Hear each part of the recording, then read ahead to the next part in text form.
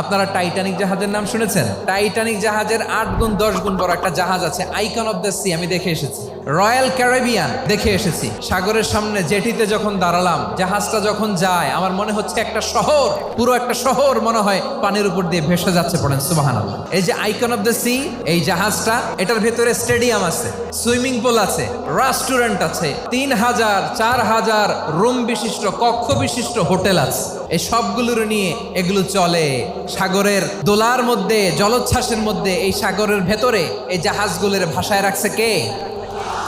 এই যে বাংলাদেশে যে গাড়িগুলো চালান, বেশিরভাগ গাড়ি আসে কিন্তু জাপান থেকে। হাজার হাজার গাড়ি একটা জাহাজ বহন করতে পারে। সূরাত বনী ইসরাইলের এই চমৎকার আয়াতের ভেতরে আল্লাহ তাআলা বেসিকলি মানব জাতির প্রতি তার 4টি স্পেশাল অনুগ্রহের কথা বলেছেন। 2 নম্বর অংশে আল্লাহ তাআলা বললেন, ওয়া হামালনাহুম ফিল বাররি ওয়াল বাহর, স্থলে এবং সমুদ্রে আমি তাদের জন্য চলাচলের বাহন দিয়েছি। সুবহানাল্লাহ।